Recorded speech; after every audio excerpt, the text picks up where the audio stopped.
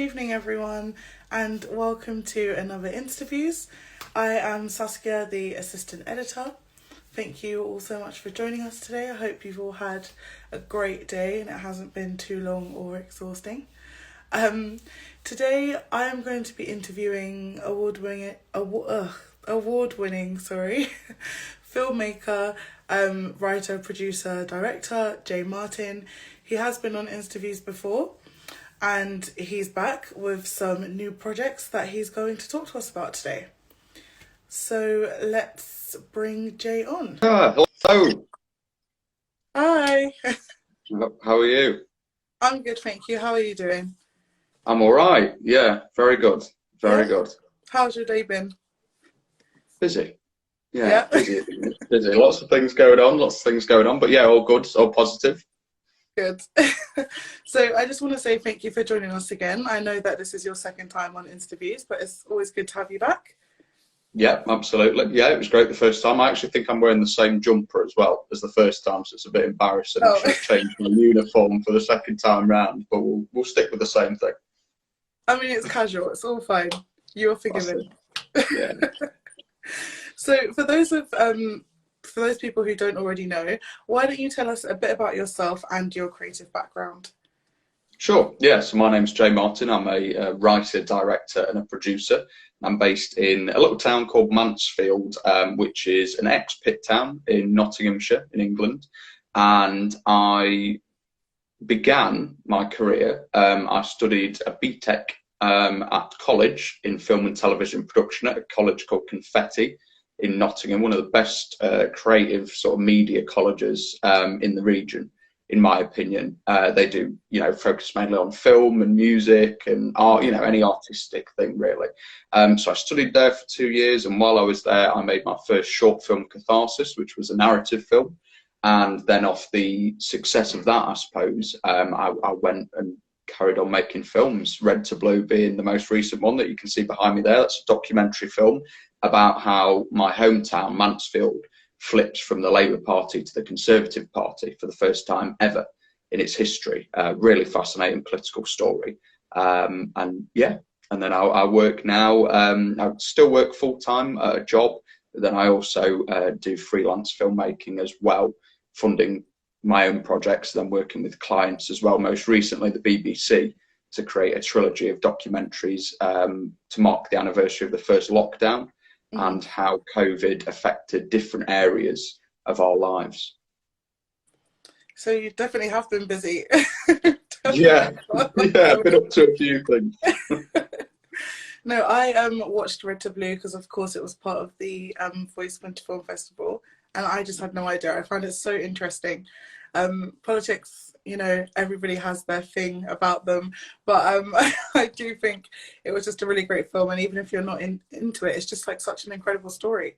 So thank you. Yeah, I think that's the way that we tried to make Red to Blue, really, was that so say someone like you, Saskia, may not know anything about Mansfield. You can watch the film and you sort of get to know the town and the people in it, in a sense, and you can still connect with the story that we're trying to tell.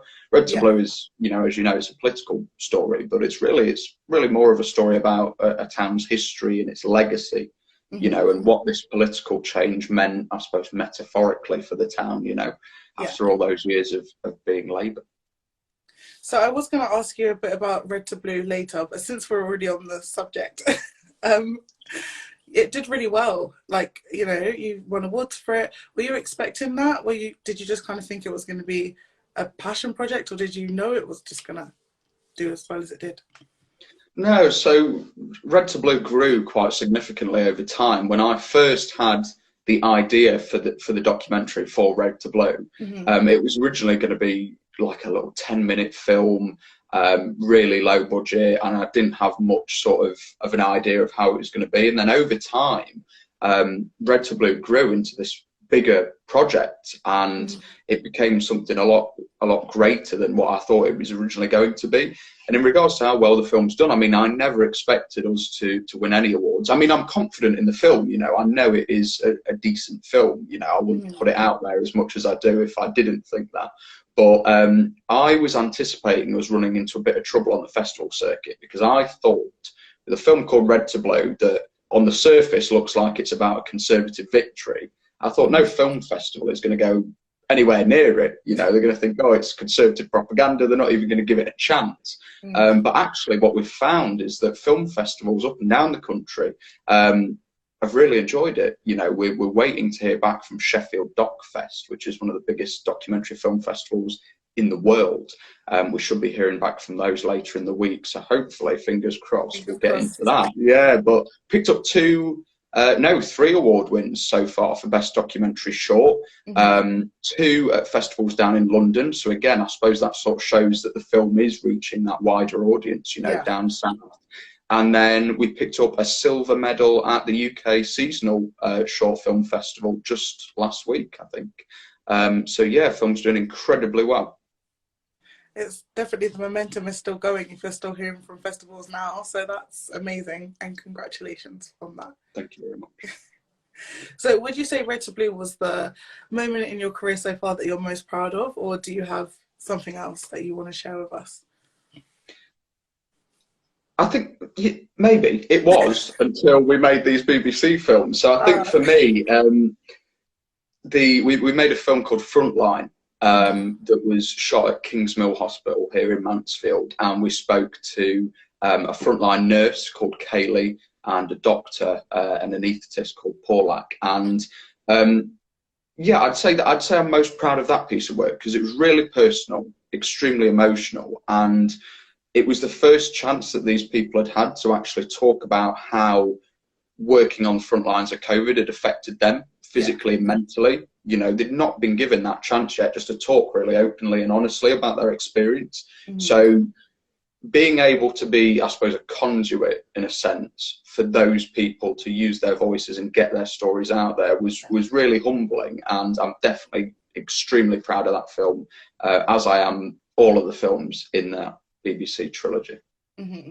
That was actually going to be my next question. I feel like you've got a copy of I'm jumping ahead.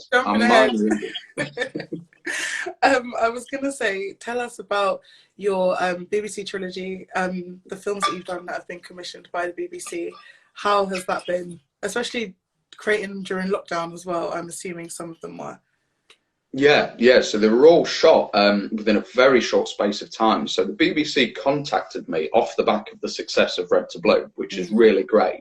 And actually, one thing that I would like to mention, that I think for any other filmmakers watching that's really relevant, is the BBC had seen me doing things like this, going online, doing interviews in the print media, on TV, on Instagram, stuff like that, seen me shouting about the film, and off the back of that, looked into it a bit more, and then offered me the opportunity to make these films. So it was an incredible opportunity, but when the BBC got in touch, they wanted these films for the anniversary of the first lockdown, which was on the 23rd of March. So we had less than a month to make 3 5-minute documentaries, all covering a different topic. So it was tight, to say the least. So I had to sort of put the word out to the Red to Blue team, get the team back together again, get everyone on board, and then also figure out the films that we were going to make. But the BBC was extremely flexible. They basically said, listen, do whatever you want. You pick 3 topics, anything that you are interested in, and go out and make them, you know, and deliver them to us on time, which, you know, sounds easy, but it isn't. But it was a great opportunity. Yeah, we obviously made them while we were still in lockdown, I suppose. So they were shot sort of early March time. And it was the first time that I'd shot anything during the lockdown or while COVID had been a thing. So it was a new experience. It was a new challenge. I mean, we adapted to it quite well. You know, we had the COVID tests and masks and distancing where we could, all that sort of stuff that you're meant to adhere to now when filming. I think that the trickiest part of it by far was filming that film Frontline, because we had to actually go into a hospital, not just go into a hospital, but go onto a COVID ward to interview Kaylee, who was one of the head nurses on that particular ward. So that was a really daunting experience. You know, we need to make sure we were extremely careful, extremely respectful as well while we were on that ward and in that space, you know. But I tend to work best with my back up against the wall a little bit. So for me, it was an incredible challenge, you know, to have to make these films, try and make them to the highest level of quality that I could and as best that I could in a short space of time. But it was an incredible experience. So you've told us about Frontline. Tell us a little bit about what the other two are about. Sure, yeah. So the other two films in the trilogy are The Excluded and A Tale of Two Towns. The Mhm. Excluded is about those 3 million odd taxpayers that have had no financial support throughout the pandemic. So in that film, we talked to Notts-based ambient rock band Airlo about their experiences. They had an incredible end to 2019. They were touring, they played Glastonbury, and then everything shut down. So they were literally on the verge of, jumping off into the stratosphere and had all that cut off. Haven't been able to gig at all, obviously, throughout 2020, and had a massive loss of income for the band and the members in it. So that was a great chance to talk those. We also spoke to Knott's actor Michael Mayunda about his experience as an actor and that side of things as well. So that was a really great experience, actually, to sort of use the platform that the BBC has given me, I suppose, to actually raise the voices of creatives that have been left out in the cold, particularly here in Notts. So that was a great opportunity. And then A Tale of Two Towns is actually back into politics again. So that film stars my MP, Mansfield MP Ben Bradley, who's a Conservative, and then Notts East MP Nadia Whittam, who a lot of people know. She's sort of our answer to AOC, I suppose, in the States. Very vocal, very progressive, and an incredibly dedicated public servant. And I basically pitted them two against each other in a film on how they felt government had handled the pandemic. So that was a great opportunity to go back into that sort of political lion's den and revisit that drama, I suppose, in a different way, and try and get those two to come to some kind of truth, I suppose, about how they actually felt government had handled things.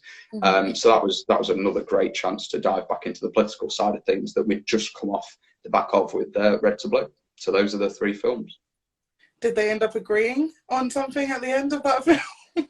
Absolutely not. Not a single thing, I don't think. No, but it was expected, Both of those two, and why I wanted to talk to those two in particular is because they're both extremely vocal, but also honest, in the sense that they say what they think, regardless of if you agree with one or both of them or neither of them. You can't deny the fact that they both say what they feel. So for me, I felt like they'd be honest with me, because I wanted to know not what Ben Bradley, the politician, and Nadia Whittam, the politician, thought about it, but what those people, those individuals thought about how government had handled things. So no, they didn't agree on anything at all. Nadia was, pinning the government to the wall, and sort of Ben was on the back foot, I suppose, trying to sort of defend some of the decisions that the government has made. And that film has stirred up quite a reaction online. It's obviously politics, extremely divisive, but we wanted to do that really because we wanted to get a conversation going. Now that we're starting to come out of lockdown and stuff like that, seeing the other side of this, get a conversation going about, just how government has handled things when it comes to the COVID-19 pandemic. I'm not surprised that it's caused quite a stir. I think people forget that politicians are also people as well. So definitely. The fact that you've kind of looked behind the mask, so to speak, and then filmed it, I can't wait to watch that one. Yeah, it's a good one. And that also, all of the three films are composer for Red to Blue, Jack Bennett, who is part of Notts band Airlo, so he's in The Excluded.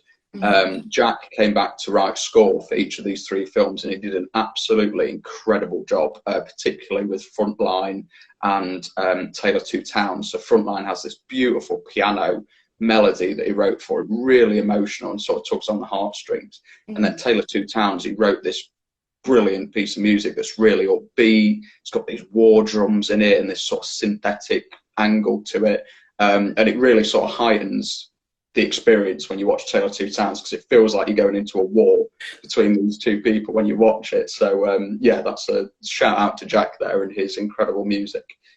Same for the rest of the team. All did an incredible job on these films. So you did say earlier that this was the first time that you actually filmed something during the pandemic. Why? Why is that? So I spent most of 2020 very busy, but in post-production. So we shot Red to Blue. We just managed to film our interviews in, I think, early February of 2020. So just missed that lockdown at the end of March. So we spent 2020 in post. So editing, creating the score, grading the film, etc. Running a Kickstarter campaign as well during the pandemic. So I had a very busy year, but I just didn't have any production work to do, so I wasn't out and about shooting things. But then these BBC documentaries sort of came out of nowhere, I suppose. And when the BBC calls you and says, we want you to make films for us, you don't generally turn them down. So I said, all right, then let's do it. You know, let's sort of dive in at the deep end and see what we can do. But yeah, it was a difficult experience. It was different, you know, and I know we talk about it a bit in the Excluded, but, you know, I know that a lot of my friends and colleagues have really struggled in the arts industry this year.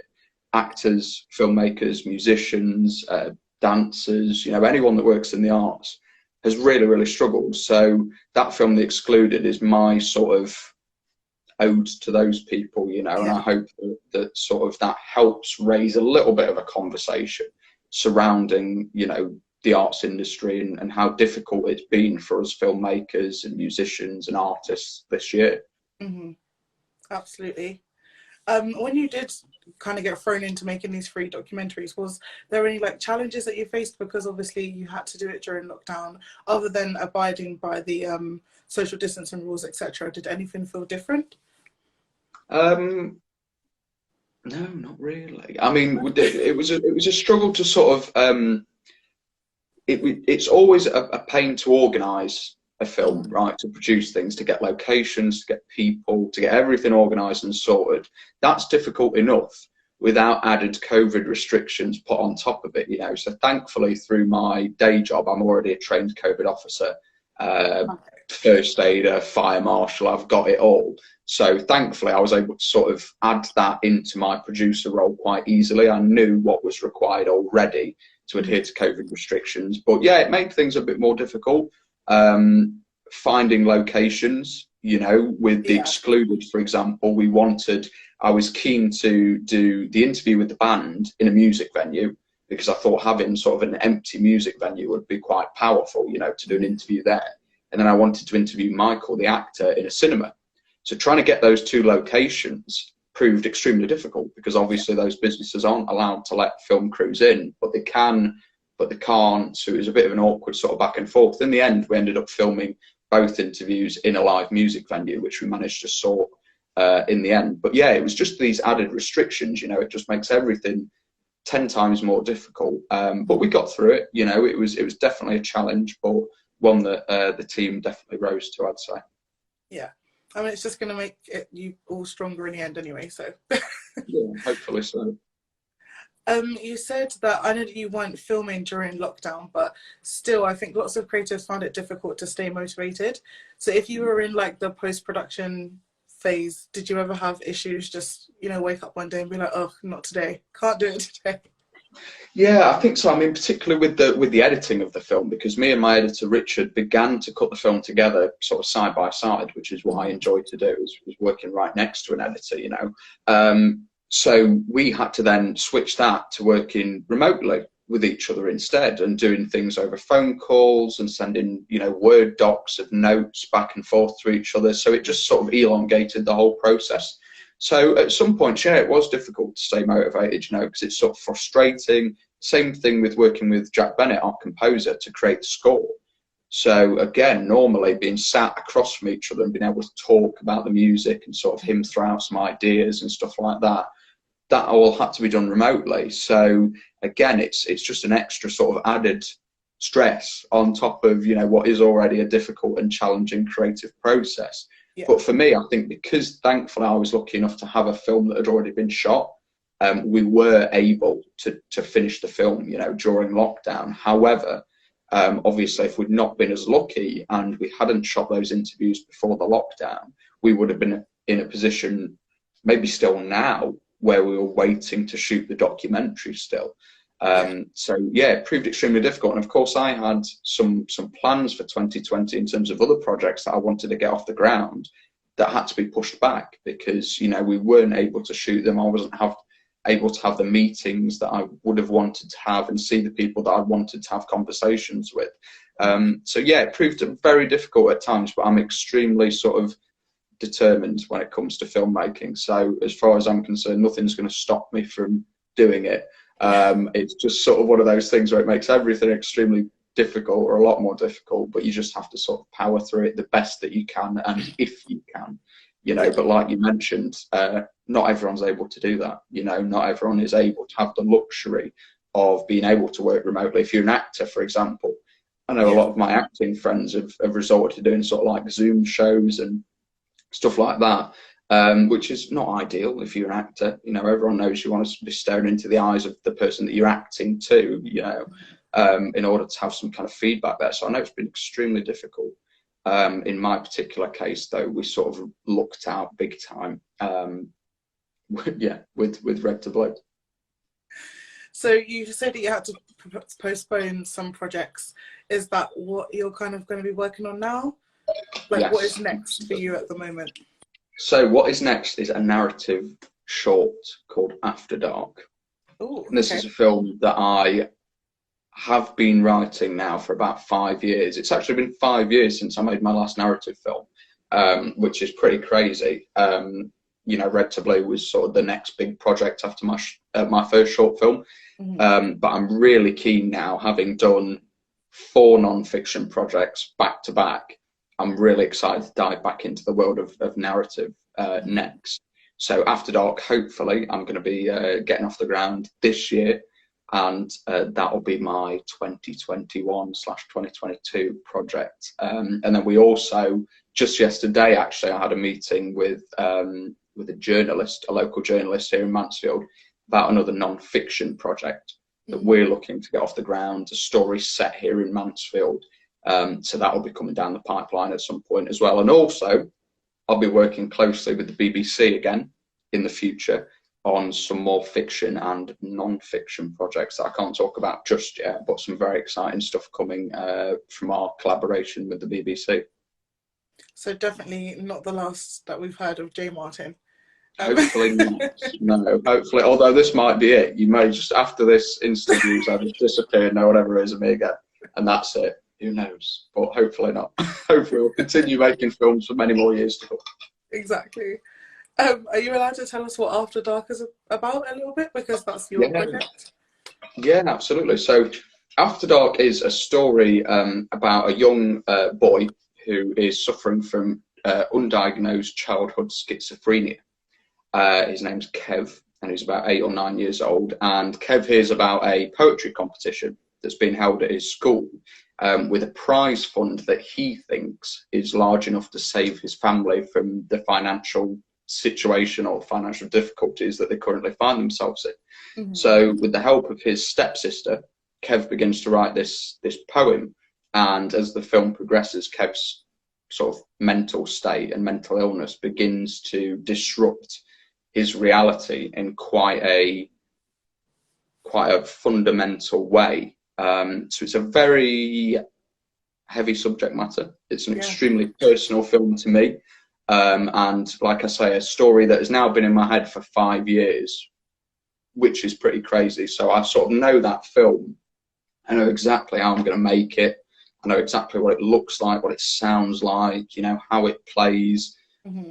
It's just a case of making it now. And thankfully, through the success of Red to Blue, and then these BBC films as well, I'm sort of in a position now where I can begin to make After Dark, which is an incredible opportunity to be in that I didn't think I'd find myself in, because it's an extremely ambitious film in terms of scope and scale and story as well, you know. So hopefully we'll be able to pull it off. But yeah, it's a very personal story, and it's one that I'm really looking forward to telling, to dive back into narrative as well. I really enjoy non-fiction projects, and I think I'll always make documentaries alongside my narrative pieces, but ultimately narrative is where my true passion lies, I think. So I'm looking forward to diving back into that world. Wow, sounds awesome. Do let us know, obviously, over at Voice when you do get it done. We'd love to review it for you. Absolutely, absolutely. 5 stars only. Yeah. I'll see what I can do. Yeah, pull a few strings. Yeah. So last question for you then, Jay, is what advice would you give to those looking to break into the film industry? Just do it. So my advice is always, I have got a very rigid regimen. So I I'm fully aware that nobody is going to come up to me in the middle of the street and say, here's 10 grand to go and make your next film. It doesn't happen. No producer is going to approach me and just offer to make my film for me, right? You've got to do it yourself. And that's what I've always done. I've always worked a full-time job alongside my creative work, and that affords me the spare capital to be able to invest in projects, get things like Red to Blue off the ground. You know, that started by me sort of chucking in a couple of grand to hire a cameraman and a sound guy and an editor so that we could get the ball rolling with Red to Blue.